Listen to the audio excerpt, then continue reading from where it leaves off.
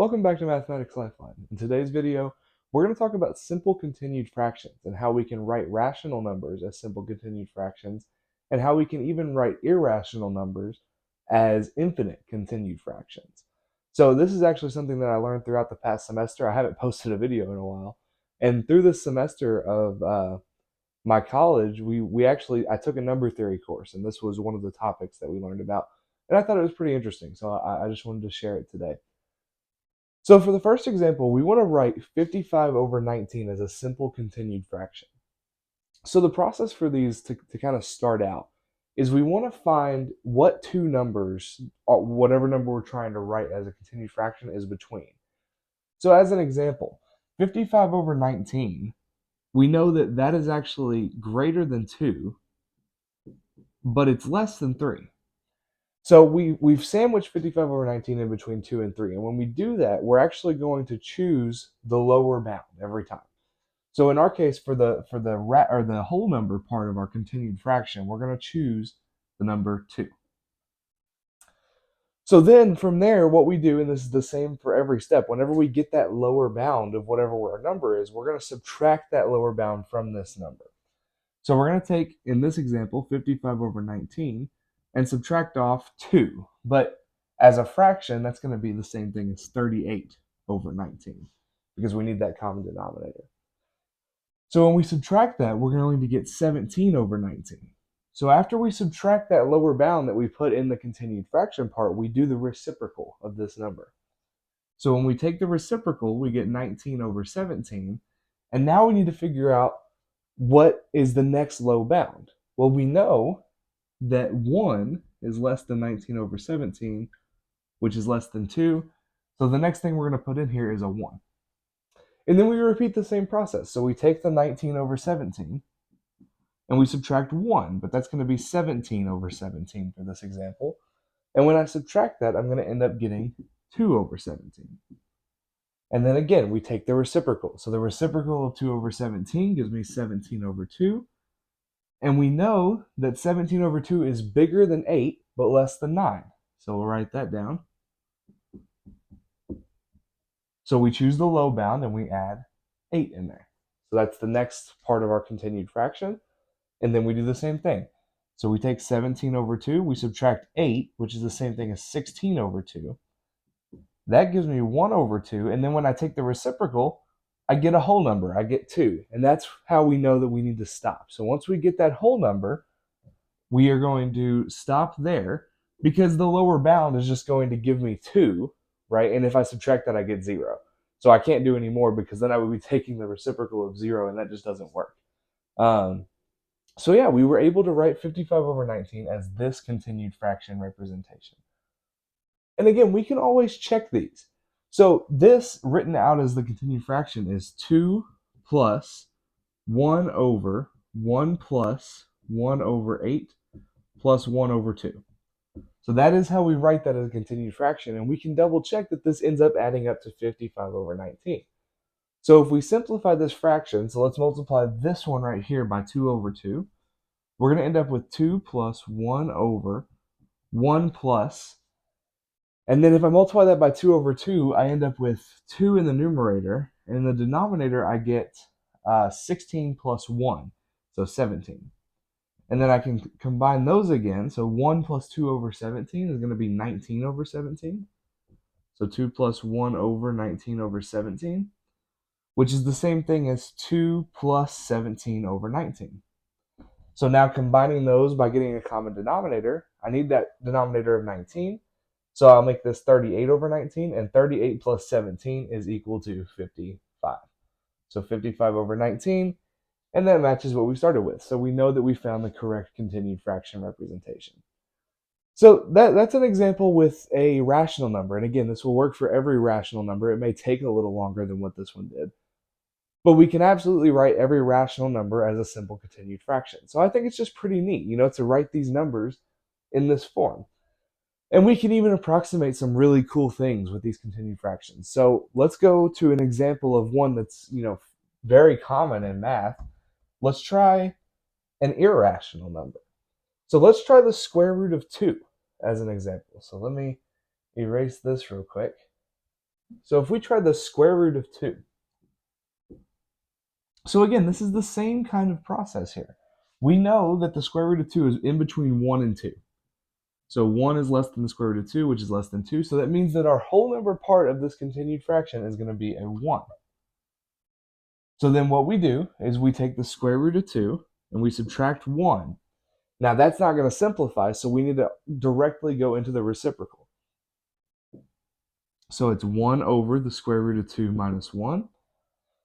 And, it's not immediately clear what that's going to be between in terms of like the whole number whenever we find the lower and upper bound.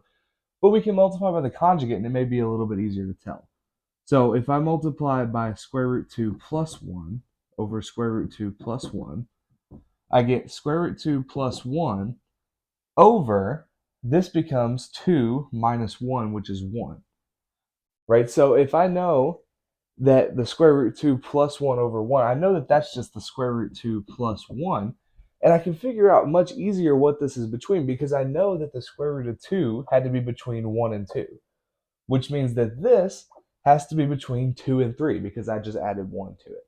So if that's between 2 and 3, I'm going to use 2 as my first thing. So remember, whenever I get that point, and whenever I get to the point where I can add this lower bound in, I just need to subtract it again. So I have the square root 2 plus 1, and then I subtract 2, which gives me the square root of 2 minus 1. But this is where you kind of have to realize what's going on because this is the exact same thing as what we started with right here. So we've actually got ourselves into a loop really quickly with the square root of 2 here. So the square root of 2 minus 1 got us back to putting a 2 right here. So that means we're going to keep putting 2's forever. So we'll add this little bar over top to show that it repeats. And yeah, that's the continued fraction, the simple continued fraction representation of square root 2. So written out in its continued fraction form, it would look like 1 plus 1 over 2 plus 1 over 2 plus 1 over 2 plus 1 over 2 plus dot dot dot. Right? So this fraction keeps going forever, and it follows that pattern where we have 1 plus 1 over 2 plus 1 over 2 plus 1 over 2. And you'll see that the more times we do this, as this fraction gets bigger and bigger, we're actually tending towards the square root of 2. Now, there's actually even more that you can do with this. I'm not going to do it in this video. It's a long process, but you can actually use characteristic equations that you would have learned in differential equations and recurrence relations to be able to get an exponential function that will approach the square root of 2. So it's actually pretty cool, the extensions that you can do with this. And this is kind of one of those things that we did in that number theory course. And I think that that's like part of that is the reason why I like this so much is the application of it is interesting. And like you can even approximate the golden ratio with things like this. So these continued fractions, they come up in weird places, but it's actually pretty cool. So I do want to do one more example with an irrational number. So it's going to be very similar, but it's not going to repeat like this one did. Let's try doing the square root of 3. So the square root of 3, the process is exactly the same. So we know that the square root of 3 is somewhere between 1 and 2, right? We don't need to know, sorry, this should be a 3. We don't need to know exactly what it is. We just need to know what it's between because remember, this is going to tell us the first number in our continued fraction. So the lower bound of this is 1. So that's what we're going to put here. And then now we need to subtract that 1 off. So I take the square root of 3 minus 1. But we now have to take the reciprocal, right? That's the next step. Once we subtract it, we need to take the reciprocal. So I get 1 over the square root of 3 minus 1, which that, again, we may not be able to tell where that is exactly, but we can do the conjugate. So we'll multiply by square root 3 plus 1 over square root 3 plus 1. So that gives me square root 3 plus 1 over, this gives me 3 minus 1, which is 2. So to figure out what that's in between, well, we know that the square root of 3 was originally between 1 and 2. So if I add 1 to it, it's between 2 and 3. And then if I divide that by 2, that means it's in between 1 and 3 halves. So still, we use the lower bound. The lower bound was 1 there. So we know that this is between, so 1 is less than root 3 plus 1 over 2, which is less than 3 halves, right? Just by using what we have here, adding 1 to it and dividing by 2. So we end up getting that region, and we choose the lower one. So then what we do for the next one is we're going to take this square root 3 plus 1 over 2. And we need to subtract off the lower bound. So we need to subtract off the 1. So we're really subtracting 2 over 2. And that gives me the square root of 3 minus 1 over 2. Now this looks pretty close to what we had here, but we have this, it's being divided by 2, so it doesn't actually repeat just yet. So we need to take the reciprocal. So that gives me 2 over square root 3 minus 1. And then again, if I want to figure out where that is, I need to multiply by the conjugate. So I'm going to multiply by root 3 plus 1 over root 3 plus 1. So I get 2 times root 3 plus 1 over, this ends up being 3 minus 1, which is 2. So these cancel, and I just get root 3 plus 1.